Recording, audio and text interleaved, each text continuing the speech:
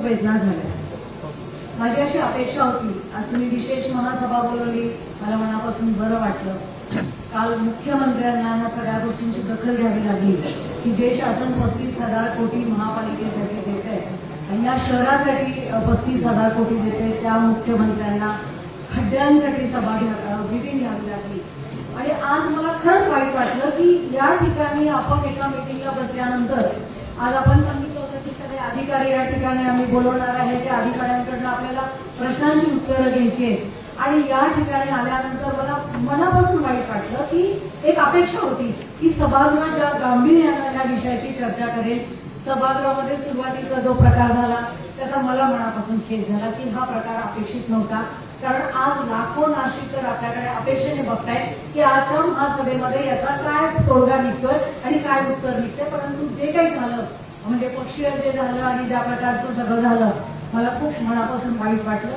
दुसरी गोष्ट, आपल्या चुकांमुळे केवळ आपल्या नाकर्तेपणामुळे 5 लोकांचा बळी गेला आणि हजारो जायबंदी झालेत आणि आपण त्यांना या ठिकाणी या स्टेजवरती बोलून आपण धन्यवाद द्यायला नको होते महापौर.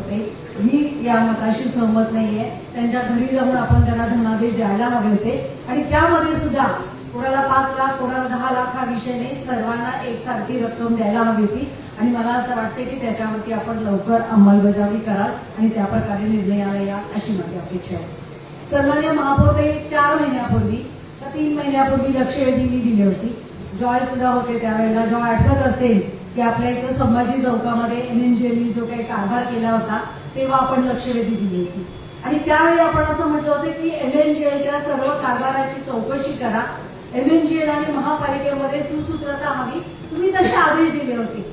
त्यानंतर काय झालं, 48 तासात GR आला, मंत्रालयातनं GR आला, कुठल्या बाबूंनी GR काढला की कुठलीही खातर जमा न करता MNGLनी परवानगी मागितल्यानंतर त्यांना 24 तासाच्या आत परवानगी देणं बंधनकारक आहे. त्याचाच फायदा आहे MNGLनी घेतला. आता ते बसलेत समोर, माझ्या अधिकारी बसलेत, मी त्यांना रिस्पेक्ट करते. पण तुम्हाला प्रश्न विचारायचा त्यांना, किती किलोमीटरचा ते हिशोब सांगताय? महापौर ताई, या शहरातले 1500 किलोमीटर पेक्षा जास्त रस्ते MNGLनी विदाउट एनी परमिशन हे तोडले. काय अग्रवाल साहेब, काय तुमचं मत आहे? काय मत आहे तुमचं सांगा साहेब, आपलं काय मत आहे? मान्य महापौर, मान्य उपमहापौर, मान्य आयुक्त, मान्य सर्व सदस्य, सन्मानित महापौर, त्यांनी आपल्याकडे 28 किलोमीटरची परवानगी मागितली होती आणि त्यानंतर 174 किलोमीटर. परंतु जर प्रत्यक्षात पाहिलं तर त्यांनी जसं आता मध्यंतरी काही लोकांकडे सन्मान्य सदस्यांनी सांगितलं त्यात क्रॉसिंग पकडलेल्या नाहीये, कनेक्शन्स वेळोवेळी दिल्या त्या पकडल्या नाहीयेत. आणि मी साधारणपणे आता जी 14 महिन्यापूर्वी माहिती घेतली होती त्यावेळेला असे निदर्शनास आलं होतं की त्यांनी फक्त 470 किलोमीटरपर्यंतच खोदकाम केलेलं आहे. आज ते मला सांगताय 440 किलोमीटर खोदलं. अहो महापौर ताई, मला तेच नाही होत नाही सर, माझ्याकडे त्यांचा रेकॉर्ड आहे आणि 2 टाइम्स खोदतायत. आम्ही ज्या ठिकाणी WBM केलं त्या ठिकाणी पुन्हा खोदकाम केलं. त्या खोदकामाला डबल पैसे ते भरतात.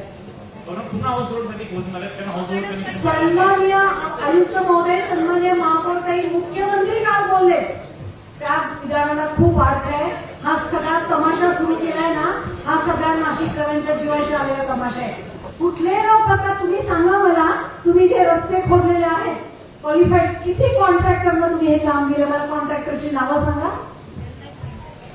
MNGL बताइए आप.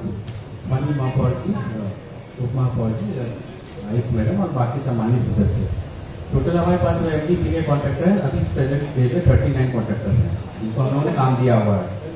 हे जे कॉन्ट्रॅक्टर आहेत ना, यांची नावं यांना सांगता येणार नाही. त्या कॉन्ट्रॅक्टरनी सब कॉन्ट्रॅक्टर, सब कॉन्ट्रॅक्टरनी सब कॉन्ट्रॅक्टर आणि सब कॉन्ट्रॅक्टरनी बिगारी. लक्षात घ्या, बिगारी लोकांना त्याच्या सिटीवर बसवले.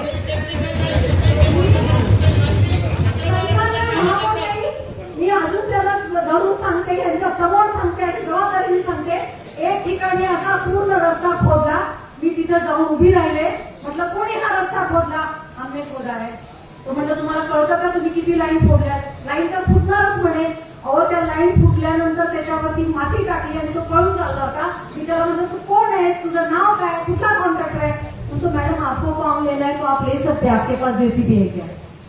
म्हणजे इतके निर्लज्ज लोक आहेत की एखाद्या नगरसेवकाने विरोध केला तर तुमच्याकडे जेसीबी आहे का, तुमचा पण जेसीबी लावा, आम्ही हे धंदे करण्यासाठी या महापालिकेत काम करतोय. ह्या एमएनजीएला महापौरताई हे जे अधिकारी जे बसलेत नाही त्यांना तुम्ही बोलवायलाच नको होतं.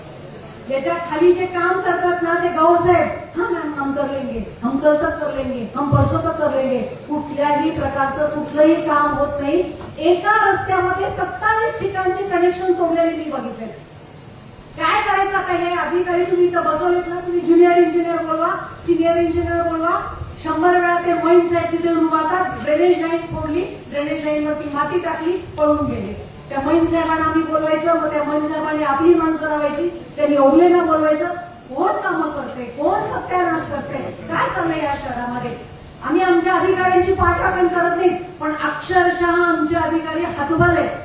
मॅडम अक्षरशः अधिकारी हातबाले, त्यांना कळत नाही की याच्यामध्ये काय चाललंय. आयुक्त मॅडम मी तुम्हाला विचारते प्रश्न, तुम्ही बसा साहेब. धन्यवाद. आयुक्त मॅडम मला सांगा, कुंभमेळा प्राधिकरण, कुंभमेळा प्राधिकरणाचा काय रोल आहे या सगळ्या गोष्टीमध्ये? कुंभमेळा प्राधिकरण काय करतं? मी महापौर आयुक्त मॅडम 2 कुंभमेळे बघितलेत, नगरसेवक म्हणून बघितले. मागच्या कुंभमेळ्यामध्ये मला वाटतं विमलेंद्र शरण आयुक्त होते, स्टॅम्पेड झाला, साधूने एका पैसे टाकले, पैसे टाकल्यानंतर लोक पळत सुटले ते पैसे घ्यायला. आम्ही अक्षरशः दर एका सेकंदाला त्या लोकांना कुंडातनं बाहेर काढून आंघोळ केले. आपल्याकडे आहेत प्रामाणिक अधिकारी, चांगल्या पद्धतीने आपण काम केलेलं आहे. महानगरपालिकेच्या कमिशनरनी गेडाम साहेब, आता मगाशी बगला साहेब बोलले, गेडाम साहेब अतिशय उत्कृष्ट काम केलेलं आहे. विमलेंद्र शरण अतिशय उत्कृष्ट काम केले. तुम्ही आता काम करायला सज्ज आहात. कशासाठी हे प्राधिकरणाचा घोळ घातलाय? ते प्राधिकरण नक्की काय काम करतं, त्या प्राधिकरणाकडे नक्की काय रोल आहे, काही कळायला मार्ग नाहीये. कशा पद्धतीने प्राधिकरण काम करतं, किती मला सांगा. अग्रवाल साहेबांना विचारू का आयुक्तांना विचारू, किती एजन्सीज मॅडम काम करतात आम्हाला सांगा. मी एक प्रश्न विचारते सर्वसामान्य नाशिककरांसाठी की या कुंभमेळ्यासाठी किती एजन्सी ऍट अ टाइम काम करतात? प्रशासन आयुक्त